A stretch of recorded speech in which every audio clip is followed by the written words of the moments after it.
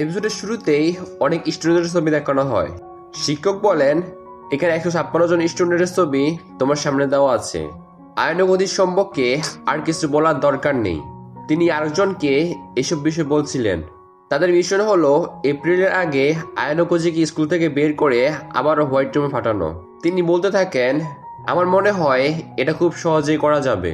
কিন্তু সামনের ছেলেটি কিছুই বলে না। তখন সে আবারও বলে, আয়নকুচির কারণে তোমার যে সম্মান পাওয়ার দরকার তা তুমি পাচ্ছ না।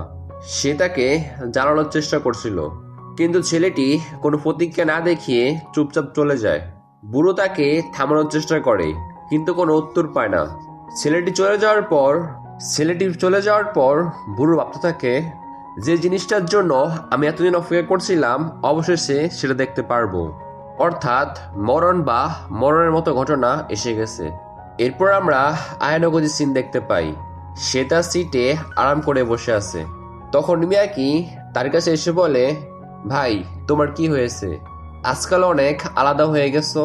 বাকিরাও তোমার জন্য অনেক চিন্তা করে। আয়নকজি অন্য মেয়ের দিকে হাত নাড়িয়ে বলে, তোমাদের চিন্তা করার দরকার নেই, সবকিছু একদম ঠিক আছে। এরপর সে চুপচাপ চলে যায়। তারপর সুডো সিন দেখানো হয়। সে খুব অবাক হয়ে যায়, কারণ ইচিকা তার চুল ছোট করে ফেলেছে। যদি তোমরা লাস্ট সিজন দেখে থাকো তাহলে জানো যে ইচিকা তার চুল ছোট কেন করেছে। তারা জিজ্ঞাসা করে, তুমি এমনটা কেন করলে? ইচিকা বলতে থাকে, সে নতুন করে ঈশ্বর করতে চায়, তাই চুল ছোট করেছি। সুডো তার খুব প্রশংসা করে বলে, চুল সত্যি তোমার উপর খুব ভালো লাগছে। তখন ইচিকা বলে, তাহলে তুমি এত অবাক হচ্ছ কেন? সুডো বলে, এটা খুব হঠাৎ হয়েছিল তাই। পাশের একটি মেয়ে বলতে থাকে, আমার চুল ছোট, তাই মনে হয় এখন চুল বড় করা উচিত। তারপর ক্লাসে সিন দেখানো হয়।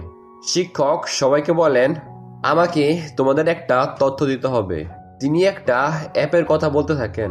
সবাইকে সেই অ্যাপটা ডাউনলোড করতে বলেন। তিনি বলেন, এটা তোমাদের অনেক উপকার করবে। এই অ্যাপের মাধ্যমে ব্যক্তিগত তথ্য নেওয়া যাবে। সবাই অ্যাপ ডাউনলোড করে কথা বলতে থাকে। এটা দেখতে একদম ভিডিও গেমের মতো লাগছে। ম্যাডাম বলে, হ্যাঁ তুমি ঠিক বলছো, তোমার পারফরমেন্স কেমন থাকবে সে অনুসারে অ্যাপ আপডেট হয়ে যাবে। সুডো তার স্কোর দেখে খুব অবাক হয়, কারণ তার স্কোর খুব কম ছিল। শিক্ষক বলেন, চিন্তা করার দরকার নেই, সবকিছু আপডেট করে দেওয়া হবে। লাস্ট মাসের স্কোর পরের মাসে যোগ হয়ে যাবে, কিন্তু লাস্ট ইয়ারের স্কোর কোনোভাবেই যোগ হবে না। আয়ানগজি এই ব্যাপারটা খুব মনোযোগ দিয়ে শুনছিল। সে ভাবছিল একটা অ্যাপ আসলে কতটুকু করতে পারে। তখন শিক্ষক বলেন, এটা শুধু স্ট্যাটাস দেখানোর অ্যাপ নয়, এটা অ্যাবিলিটির কথাও বলবে। যদি কারোর পারফরমেন্স ভালো না হয় তাহলে বড় ধরনের শাস্তি পেতে পারে। ম্যাডাম ফেলান্টির কথা বলছিল। এটা শুনে বাকি স্টুডেন্টরা খুব চিন্তিত হয়ে পড়ে। শিক্ষক বলেন, দুঃখিত, এর জন্য আমি কিছুই করতে পারবো না। এরপর লিখিত পরীক্ষার কথাও বলেন। এবার এটা অনেক আলাদা হবে, কারণ তারা এখন সেকেন্ড ইয়ারে আছে। তাদের ফার্স্ট ইয়ারের একজন স্টুডেন্টকে বেছে নিতে হবে। নিজেদের পছন্দের মতো একজনের সঙ্গে পরীক্ষা দিতে হবে। এটা শুনে স্টুডেন্টরা আবারও চিন্তিত হয়ে যায়। ভাই এটা কিভাবে হবে? ফার্স্ট ইয়ারের স্টুডেন্টরা কিভাবে পরীক্ষা দেবে? শিক্ষক বলেন, এটা তোমাদের সবার উপকারের জন্য দেখা যাচ্ছে। আয়নগজিও ভাবতে থাকে, পরিস্থিতি সত্যি খারাপ হয়ে যাচ্ছে। ম্যাডাম বলে, স্টুডেন্ট কাউন্সিলর প্রেসিডেন্টের দ্বারা এসব করা হচ্ছে। মূলত আয়নগজিকে ফাঁদে ফেলার পরিকল্পনা করা হচ্ছিল। আমি তোমাকে বোঝানোর চেষ্টা করছি। ধরো, আয়নকজি কোনো ফার্স্ট ইয়ারের স্টুডেন্টকে বেছে নিল। সে চাইলে পরীক্ষায় ইচ্ছাকৃতভাবে ফেল করতে পারে। যদি সে ফেল করে তাহলে শাস্তি আয়নকজিকে পেতে হবে। এটাই তাদের সবার প্ল্যান ছিল। ফার্স্ট ইয়ারের ছেলেরাও এই বিষয়টা খুব ভালোভাবে জানে। তারা সেকেন্ড ইয়ারদের সুবিধা নেওয়ার চেষ্টা করবে। তখন একজন জিজ্ঞাসা করে, যদি কোনো পার্টনার না পাওয়া যায় তাহলে কি হবে? শিক্ষক বলেন, তাহলে একাডেমি তোমাকে একজন পার্টনার দেবে, কিন্তু তার বিনিময়ে তোমার 5% পয়েন্ট কেটে নেওয়া হবে। এটা শুনে বেচারা শুডোর মন ভেঙে যায়। তার মাথায় ঘুরছিল কিভাবে পার্টনার পাবে। এদিকে সবাই একসঙ্গে কথা বলছিল। সুজন বলতে থাকে, তোমাদের চিন্তা করার দরকার নেই, আমরা সবার ম্যাচ ভালোভাবে করার চেষ্টা করব। সে উদাহরণ দিয়ে বোঝায়, যদি আমাদের ক্লাসে কারো র্যাঙ্ক হয় তাহলে আমরা ফার্স্ট ইয়ারের এমন কারোর সঙ্গে ফেয়ার করব যার র্যাঙ্ক উপরে আছে। আয়ানোকোজিও চুপচাপ পাশে দাঁড়িয়ে সবকিছু শুনছে। এরপরের সিনে সুজন ও আয়ানোকোজি কোথাও যাচ্ছিল। সুজনের বলতে থাকে, তুমি আমাকে বলেছিলে যে তুমি সবসময় আমাকে সাহায্য করবে। আয়ানোকোজিও বলে, হ্যাঁ আমি জানি। তখন সুজনে বলে, আমাদের সবার আগে সুডোর জন্য একজন পার্টনার খুঁজতে হবে, কারণ তার গ্রেড সবচেয়ে কম। আয়ানোকোজি বলে, সে তো আগের চেয়ে ভালো হয়েছে।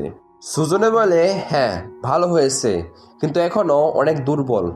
এরপর সব ফার্স্ট ইয়ারের ছেলেদের দেখানো হয় যারা ফেয়ারিংয়ের জন্য এসেছে। সুজনে তাদের দিকে দেখছিল। সে বলে, এখানে সব গ্রেডের ছেলেরা এসেছে, কিন্তু বি গ্রেডের ছেলেরা আসেনি। সম্ভবত তাদের ক্যাপ্টেনের পরিকল্পনা আছে। বি ক্লাস অনেক বেশি বুদ্ধিমান। তারা বি ক্লাসের দিকে যেতে থাকে। তাদের পরিকল্পনা হলো ক্যাপ্টেনের সঙ্গে কথা বলা এবং ভালো ছেলেদের সঙ্গে ফেয়ার করা। তার সামনে এগোচ্ছিল, তখন একজন স্টুডেন্ট আছে। সুজনে বলে, তোমাদের মাথায় আসলে কি পরিকল্পনা চলছে? ছেলেটি বলে, আমি তোমাকে কেন বলবো, তোমরা নিজেরাই জেনে যাবে। তারা আবার সামনে যাচ্ছিল, কিন্তু তাদের সামনে রিয়েন এসে পড়ে।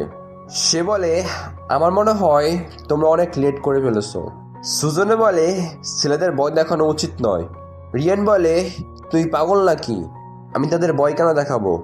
আর প্রথম কথা, তা ছেলে নয়। তোমরা নিজেরাই গেলে বুঝতে পারবে তারা আসলে কেমন। এরপর সে চুপচাপ চলে যায়। আয়ানোকোজি তার দিকে খুব মনোযোগ দিয়ে তাকিয়েছিল।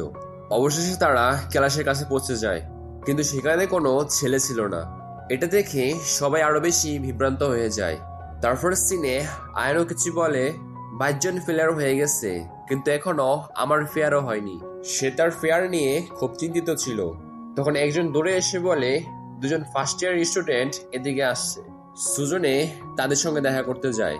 সে বলে, সত্যি তোমরা দুইজন খুব সাহসী। তোমরা সরাসরি সিনিয়রদের ক্লাসের সামনে চলে এসেছো।